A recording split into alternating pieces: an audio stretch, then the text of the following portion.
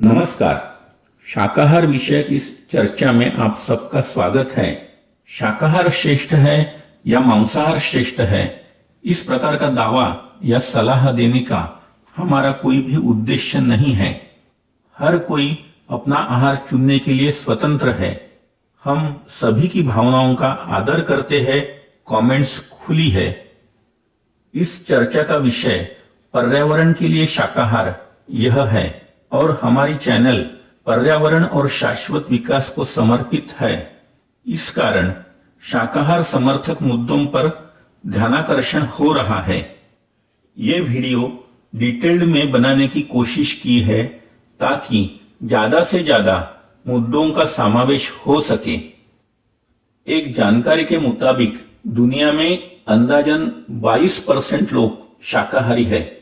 इसका मतलब शाकाहारी संख्या में कम है। लेकिन यदि हम एक अलग ढंग से सोचें तो शाकाहारी उसे कहेंगे जो शाकाहार करता है, यानी वनस्पति जन्य पदार्थों का सेवन करता है। अब आप ये सोचिए कि आपने ऐसे कितने लोग देखे हैं जो वनस्पति जन्य पदार्थों का सेवन नहीं करते। इससे आप खुद ही अंदाजा लगा लेंगे कि शाकाहारी लोग संख्या में कम है या ज्यादा है। कोई ये पूछ सकता है कि शाकाहार करने से ताकत आती है क्या? यदि हम देखें तो प्राणियों में सबसे ताकतवर प्राणी जैसे हाथी, गेंडा, भैंसा, बायसन और दरियाई घोड़ा, यह प्राणी पूर्णतः शाकाहारी ही होते हैं। तब कैसे कहे कि शाकाहार से ताकत नहीं आती? दूसरी बाजु यह भी है कि शेर, ध्रुवीय भालू, मगरमच्छ, गरुड़ जैसे प्राणियों की ताकत को भी कम नहीं आंका जा सकता। लेकिन जेलीफिश जैसा पूर्णतः मांसाहारी जीव इतना कमजोर क्यों है कि वो अपने खुद के शरीर का भार भी नहीं उठा सकता? शाकाहारी खिलाड़ी अच्छा प्रदर्शन करते हुए दिखते हैं। यदि कोई कहे कि वे अन्य खिलाड़ियों की तुलना में संख्या में कम है, तो कहना पड़ेगा कि कुल संख्या का प्रतिशत कम होते हुए भी इतने खिलाड़ी दिखते हैं, ये क्या कम है? अब ये भी सवाल उठ सकता है कि मांसाहारी प्राणी में शाकाहारी प्राणी की तुलना में ज्यादा बुद्धि होती है, तभी तो शिकार करता है।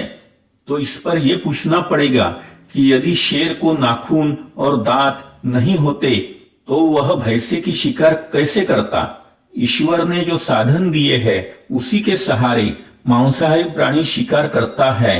इसके उल्टा शाकाहारी प्राणी अपने बुद्धि के बल पर एक नहीं तो कई बार बच निकलने में कामयाब होता है। इसी के कारण शिकार करने में 100% सफलता मांसाहारी प्राणियों को कभी भी नहीं मिलती। यदि शारीरिक रचना को देखें तो मनुष्य शाकाहारी है ऐसा क्यों लगता है, ये समझना होगा। जिनसे मनुष्य उत्क्रांत हुए ऐसा कहा जाता है, वे एप पूर्णतः शुद्ध शाकाहारी थे। हमारे दांतों में कैनाइन्स दांत होते हैं। वे मांस खाने के लिए नहीं तो गन्ने, बांस के कोम, फल, टहनिया इत्यादि खाने के लिए होते हैं। जिसे कैनाइन्स दांत होते हैं वो मांस ही खाता है ऐसा नहीं। उदाहरण के तौर पर दरियाई घोड़ा, ऊंट, सेबर टूथड डियर, इन सभी को शाकाहारी होने के बावजूद ऐसे दांत होते हैं।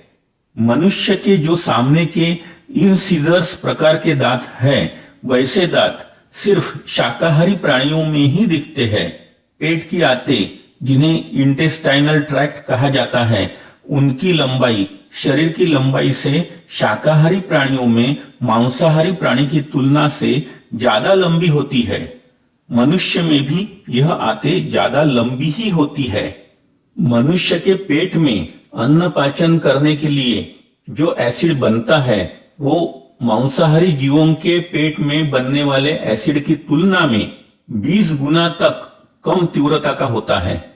इसलिए मांस का पाचन उतनी तीव्रता से नहीं हो सकता जितना मांसाहारी प्राणी के शरीर में होता है। मांसाहारी प्राणियों के नाखून भी मनुष्य के नाखून से मेल नहीं खाते। पानी पीने की पद्धति शाकाहारी और मांसाहारी प्राणियों में अलग अलग दिखती है। मनुष्य शाकाहारी के समान मिलती जुलती पद्धति से पानी पीता है। मांसाहारी प्राणियों को शाकाहारी प्राणी की तुलना में अंधेरे में ज्यादा स्पष्ट दिखता है। मनुष्य को भी रात में दिन की तुलना से उतना स्पष्ट नहीं दिखता। शाकाहारी प्राणियों के जबड़े मनुष्य के समान ही ऊपर नीचे तथा दाएं बाएं हिलते हैं। मांसाहारी प्राणियों के जबड़े सिर्फ ऊपर नीचे ही हिलते हैं। शाकाहारी प्राणियों की जीभ मनुष्य के समान मुलायम होती है। मांसाहारी प्राणियों की जीभ इसके विपरीत खुरदीली रफ होती है। शाकाहारी प्राणियों का आवाज डरावना नहीं लगता, इससे उल्टा मांसाहारी प्राणियों का आवाज डरावना होता है। मांसाहारी प्राणियों के बच्चे जन्म के बाद तुरंत देख नहीं सकते। शाकाहारी प्राणियों के बच्चे जन्म लेते ही तुरंत देखने में काबिल होते हैं। मांसाहारी प्राणी में लीवर और किडनी शाकाहारी प्राणी के तुलना में बड़ी होती है। मनुष्य की लीवर और किडनी भी छोटी ही होती है। इससे हमारा शरीर शाकाहार के लिए बना है या मांसाहार के लिए बना है, इसका शोध लेना संभव दिखता है। चर्चा में विनोद करते हुए कोई यह भी कह सकता है कि मैं भी मांसाहारी प्राणियों के समान ही पानी पीकर दिखाता हूं और यह संभव भी है। इसका उत्तर यह है कि जो बातें ज्यादातर सर्वसामान्य होती है वही स्वीकारनी चाहिए। कोई आदमी मिट्टी या कांच खाकर दिखाए तो भी कोई यह अर्थ नहीं निकालेगा कि यह योग्य आहार है। मिट्टी या कांच शरीर को हानिकारक ही रहेगी। ऐसा मुद्दा उपस्थित हो सकता है कि B12 जैसे पोषक तत्व शाकाहार में नहीं प्राप्त होते, लेकिन यह भी जानकारी है कि टेम्पे जैसे शाकाहारी पदार्थों में विटामिन B12 पाया जाता है। दूध से बनी चीजों में भी B12 विटामिन होता है। कुछ लोगों का कहना है कि विटामिन B12 यह पानी में घुल जाता है, इसलिए पालक, चुकंदर, गाजर जैसे सब्जियां काटने के बाद धोना नहीं चाहिए। शाकाहार अपनाने से मोटापा, हाई कोलेस्ट्रॉल, मधुमेह, वायरस का संक्रमण जैसे बीमारियों से दूर रहना आसान हो जाता है, जिससे लाइफ एक्सपेक्टेंसी भी बढ़ जाती है। यह मुद्दा भी उठाया जाता है। मांस में विटामिन सी और फाइबर यह तत्व नहीं होते जो शरीर सुदृढ़ रहने के लिए आवश्यक है। रेड मीट को कार्सिनोजेनिक क्यों कहा जाने लगा, यह भी सोचने लायक है। मांसाहार में प्रोटीन्स की मात्रा भरपूर होती है, यह सच है, लेकिन विचार करने वाली बात यह है कि हमारा शरीर उसमें से कितनी मात्रा ग्रहण कर सकता है। स्प्राउट्स दाल, इसमें जो प्रोटीन्स पाए जाते हैं वह शरीर में बहुत आसानी से शोषित हो जाते हैं।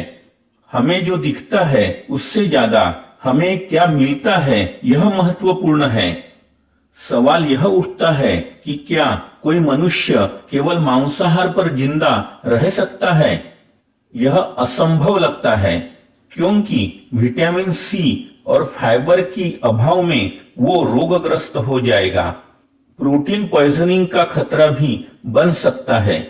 यदि मांस प्राप्त करने से पहले प्राणियों का, पक्षियों का वैद्यकीय निरीक्षण और पूरा परीक्षण नहीं हुआ तो ऐसे मांस से मनुष्य में रोग फैलने की संभावना रह सकती है। अन्न विषबाधा के प्रकरण मांसाहार में शाकाहार की तुलना में ज्यादा मात्रा में होते हैं, ऐसा दावा भी दिख सकता है। ज्यादातर लोगों को लगता है कि एक बार मांस पका लिया तो उसमें कुछ भी हानिकारक जंतु नहीं रह सकता।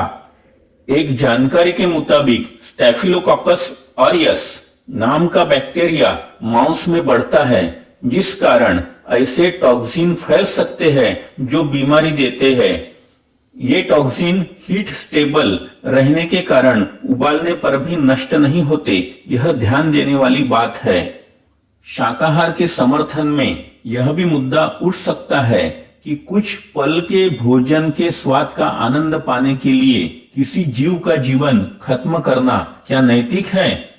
प्राणी का जीवन लेने से अच्छा विटामिन 12 की गोलियां, विटामिन 12 की गोलियां लेना क्या आसान मार्ग नहीं, क्योंकि यह भी कहा जाता है कि फार्म एनिमल्स को B12 विटामिन गोलियों के माध्यम से ही खिलाया जाता है।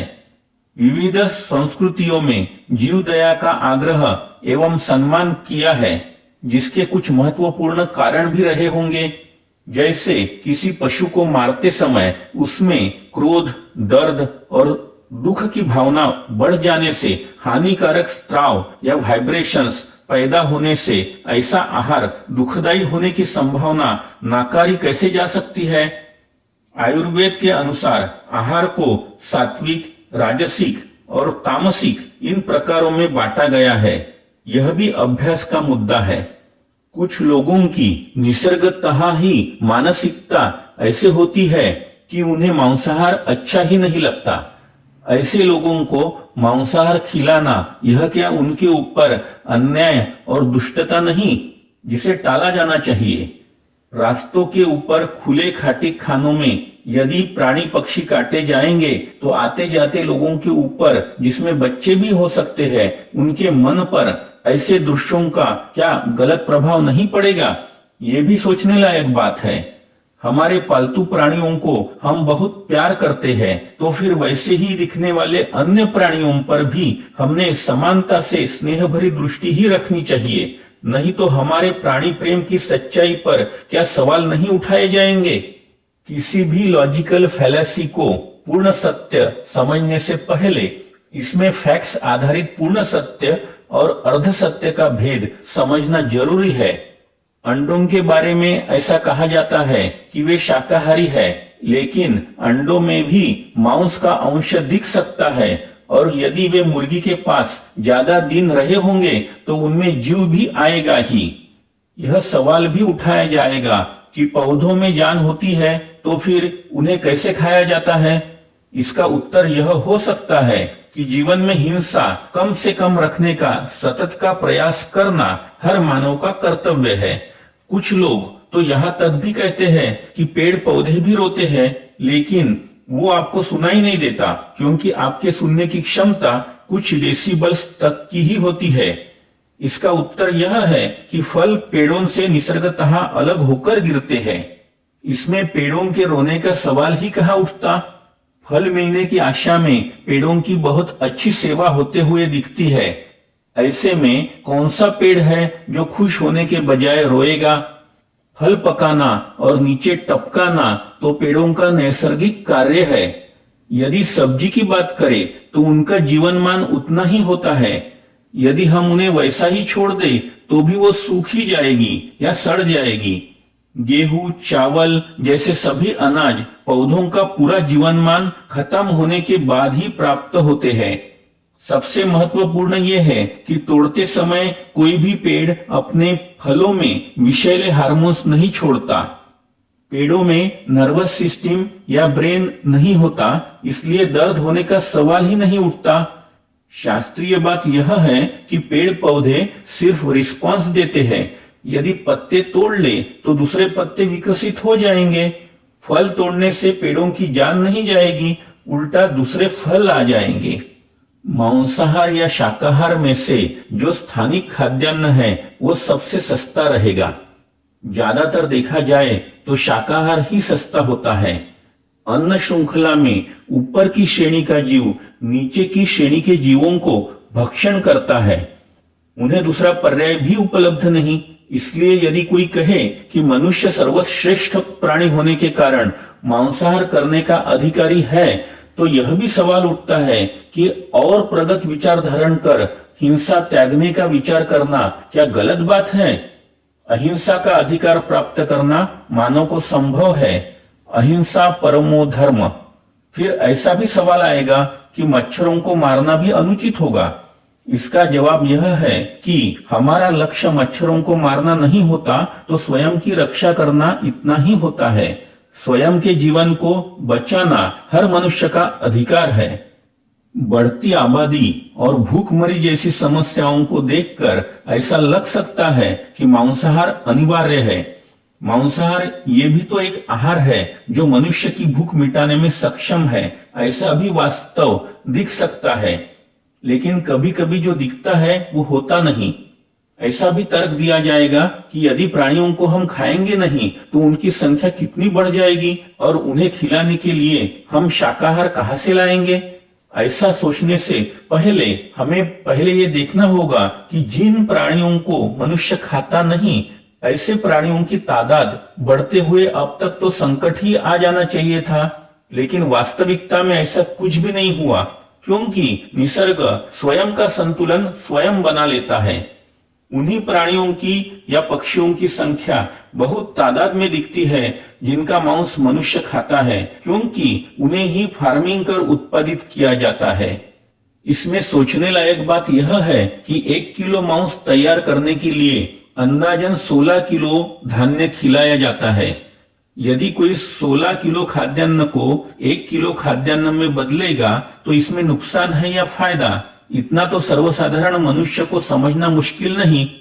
एक शाकाहारी व्यक्ति का पेट साल भर भरने के लिए जितनी जमीन लगेगी, उससे अंदाजन 14 गुना जमीन मांसाहारी व्यक्ति का पेट साल भर भरने के लिए लग सकती है।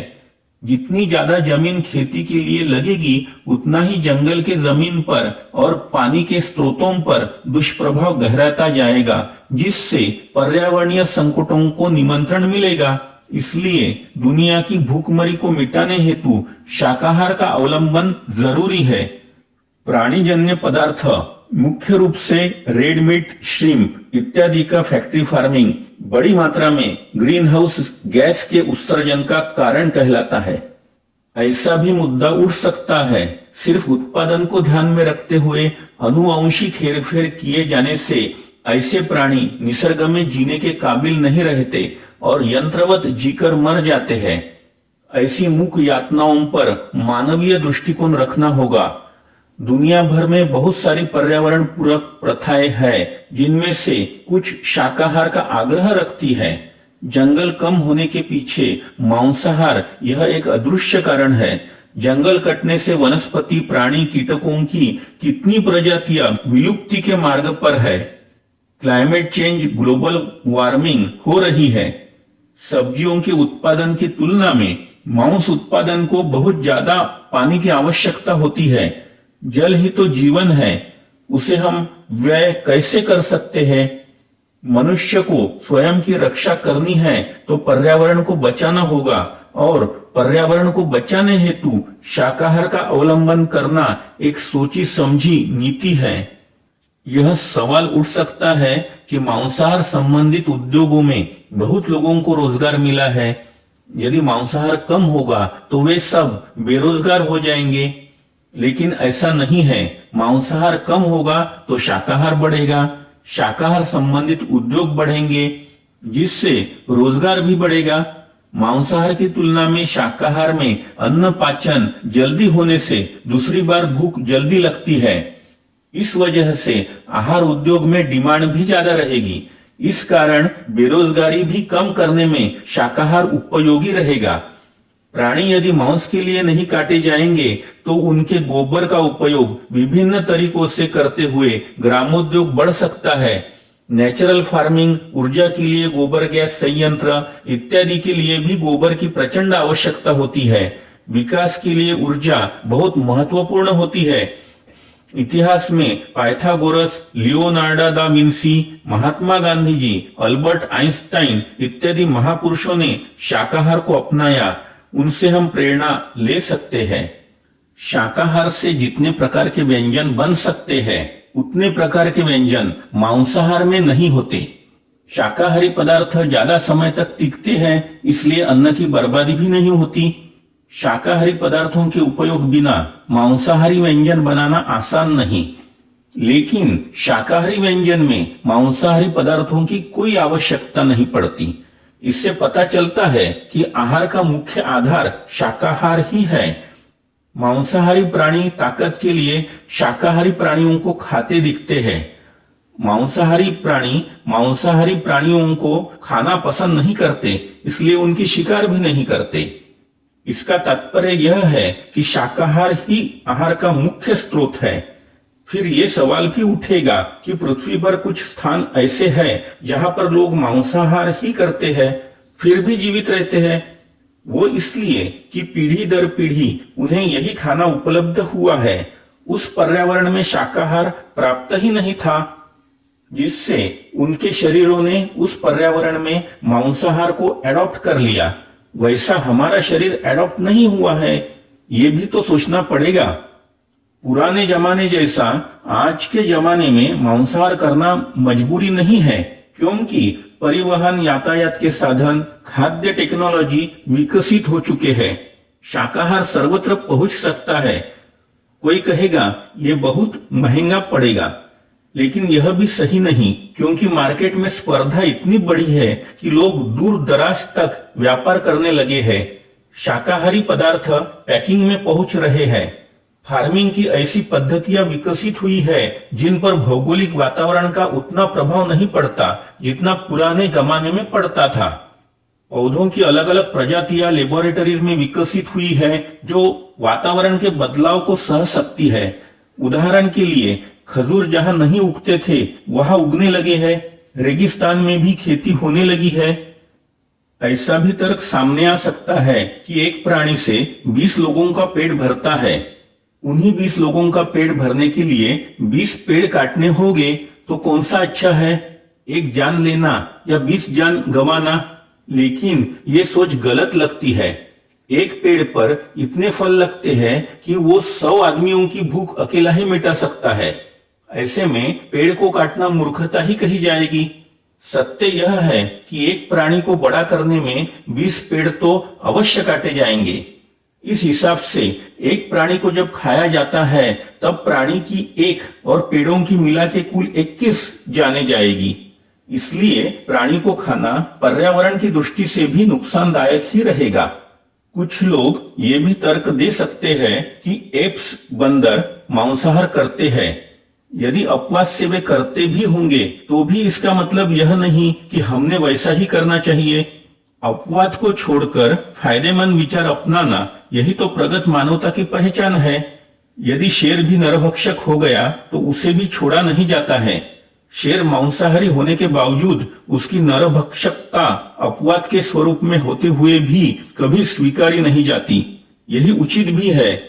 तर्क का उपयोग मानवता को बल देने के लिए होना चाहिए। कोई यह भी तर्क प्रस्तुत करेगा कि मनुष्य के कैनाइन्स दांतों की रचना कुत्ते से मिलती जुलती है। मनुष्य पाषाण युग में नहीं तो विज्ञान युग में जी रहा है, ये बात हमने भूलनी नहीं है। हायरैक्स या डैसी नाम का एक प्राणी चूहे जैसे, मैरमॉट या पीका जैसे प्राणी से मिलता जुलता दिखता है। सर्वसामान्य मनुष्य इस प्राणी को एक बड़ा चूहा कहने की गलती कर सकता है, लेकिन शास्त्रीयता यह है कि यह प्राणी चूहे से नहीं बल्कि हाथी से जुड़ा है, जैसे मानव कुत्ते से नहीं बल्कि एप से जुड़ा है। तर्क देने से पहले शास्त्रीयता समझनी होगी। चाय के बागानों में पत्ते तोड़ने के बाद फिर से नए पत्ते आ जाते हैं। पेड़ पौधों में फिर से उगने की क्षमता होती है, इसलिए शाकाहार से पेड़ पौधों को कोई हानि नहीं पहुंचती। इस पर तर्क यह भी आ सकता है कि छिपकली की पूंछ गिर जाने से छिपकली को कोई हानि नहीं पहुंचती, फिर छिपकली की पूंछ खाने पर क्या आपत्ति है? इसका उत्तर यह है कि डर के विषैले रसायन जब छिपकली में स्त्रवित होते हैं तभी तो उसकी पूंछ गिरती है। पूंछ गिरने से छिपकली को कोई हानि नहीं पहुंचती, यह कहना भी शास्त्रीय दृष्टि से पूरी तरह गलत है। एक और तर्क ऐसा आता है कि जिस प्रकार दाल, गेहूं यह शाकाहार कच्चा नहीं खा सकते इसलिए उबालकर खाते हैं, वैसे ही मांस भी उबालकर खाया जाता है जिसे शरीर पचा लेता है। फिर इसमें गलत क्या है? उत्तर यह है कि गेहूं, दाल यह सब हम कच्चे ही खा सकते हैं जब खेत में उगते हैं। बाजार में जो दिखता है वो सुखाया गया दाना होता है जिसको हम बाद में पकाकर खाते हैं। खेत में उस समय वो और भी मीठे तथा पौष्टिक होते हैं, लेकिन कच्चा मांस खाने से शरीर पर बुरा प्रभाव पड़ेगा, ये बात सभी मान्य करेंगे ही। कोई विनोद करते हुए ऐसा भी तर्क दे सकता है कि मैं बकरी जैसे शाकाहारी प्राणियों का ही मांस पसंद करता हूं जिससे मैं शांत स्वभाव का रहूं। इस पर प्रश्न उत्पन्न होते हैं कि सिंह जैसे शिकारी प्राणी शाकाहारी प्राणियों को खाते हैं, तो उन्हें क्या हम शांति प्रिय कहेंगे? मुर्गी क्या सिर्फ शाकाहार करती है? चर्चा का उद्देश्य किसी की भावना को आहत करना नहीं, बल्कि शास्त्रीय बातों की जानकारी देना यह है। शाकाहार या मांसाहार डिबेट के दौरान कोई बेबुनियादी रिसर्च स्टोरी बता सकता है और साथ में वो ये भी कहेगा कि वो भी इस रिसर्च स्टोरी को शास्त्रीय नहीं मानता। अगर ऐसा था तो फिर बताई क्यों? श्रोताओं के मन पर तो इसका प्रभाव पड़ ही गया। इसलिए ऐसा नियम डिबेट के पहले ही बनाना चाहिए कि कोई भी पार्टिसिपेंट बेबुनियाद अशास्त्रीय कहानियां नहीं बताएगा। कोई यह कहे कि प्रिमिटिव मैन यानी आदि मानव यह मांसाहारी ही था, लेकिन इस पर भी कौन विश्वास करेगा? आदि मानव ने बंदर जैसे प्राणियों को देखकर आसानी से यह सीख लिया होगा कि कौन से फल और पत्ते खाने चाहिए या नहीं खाने चाहिए। आग जलाने में वो असमर्थ था और हथियार बनाना भी नहीं जानता था। फिर वो शिकार कैसे करता, खाना कैसे पकाता? 40,000 वर्ष पूर्व के निएंडरथल नामक आदि मानव के जबड़े में खजूर शाकाहार के अवशेष अभ्यास के दौरान शास्त्रज्ञों को पाए जाने का उल्लेख है। कुछ कथा ऐसी बताई जाएगी कि जब 100 से ज्यादा वर्ष जीने वाले लोगों का अभ्यास किया गया, तब उनमें से ज्यादातर लोग मांसाहारी ही थे। अब इस कथा से यह भी तो निष्कर्ष निकलता है कि कुछ लोग शाकाहारी भी थे, यानी शाकाहार से भी 100 साल तक जिया जा सकता है। शाकाहारी तुलना में कम संख्या में होने से उनका प्रमाण भी तो कम ही दिखेगा। इसलिए वो ही कथा सुनानी चाहिए जो पूर्ण सत्य हो, ना कि अर्ध सत्य। कोई यदि यह कह दे कि अल्कोहल और तंबाकू ये शाकाहारी पदार्थ है, तो यह भी गलत ही है। ये पदार्थ आहार की श्रेणी में ही नहीं आते, तो शाकाहार की श्रेणी में आने का सवाल ही नहीं उठता। अल्कोहल की उत्पत्ति बैक्टीरिया और माइक्रो ऑर्गेनिज्म द्वारा होती है, ये भूलना नहीं चाहिए। कोई भी विषैला पदार्थ आहार की श्रेणी में नहीं आता। यदि कोई ये कहे कि दुनिया में ऐसी एक भी मेजर रिलीजन नहीं जिसने मांसाहार पर बैन लगाया है, तो उसका उत्तर यह है कि रिलीजन रिलीजन होती है। सभी रिलीजन समानता की भाव से आदरणीय है, सम्माननीय है। इसमें मेजर और माइनर का सवाल ही कहाँ उठता है? मांसाहार कहाँ पर करना है और कहाँ पर नहीं करना, इसका ज्ञान लोगों को है, वो बताने की आवश्यकता भी नहीं। मांसाहार कब करना है और कब नहीं करना है, ये भी लोग जानते हैं।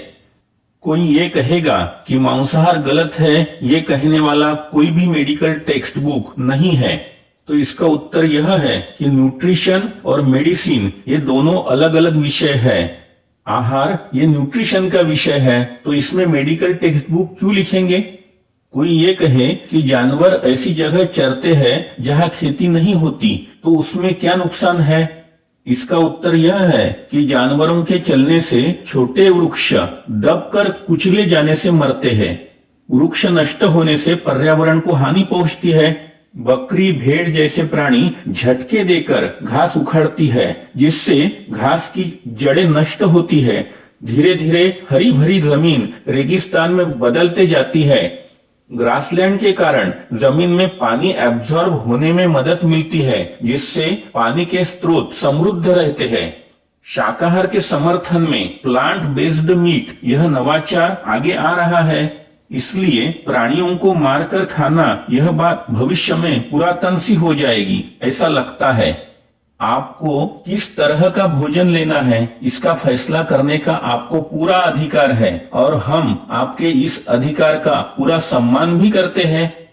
कोई यदि शाकाहार नहीं करता या कोई यदि मांसाहार नहीं करता, तो इस कारण की वजह से स्वयं को उत्तम या निम्न स्तर का मानना गलत है। कोई भी अपने सद्गुणों की वजह से ही उत्तम स्तर पर पहुंचता है।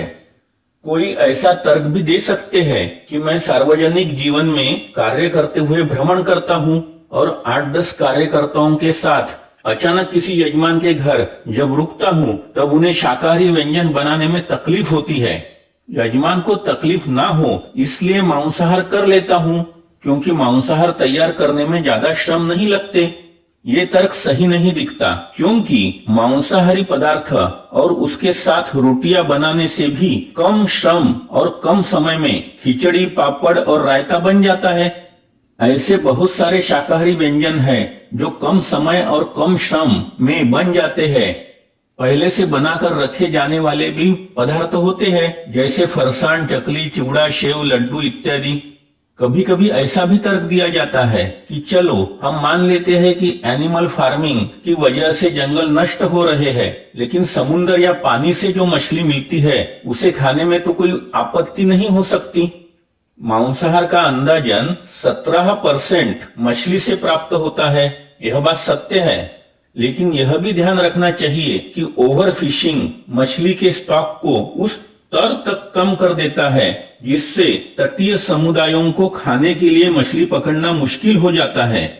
स्वादिष्ट चखने के लिए मछली खाना और केवल भूख मिटाने के लिए मछली खाना, यह दो अलग अलग बातें हैं। कोई भी भूखा ना रहे, यह देखना मानवता की प्राथमिकता है।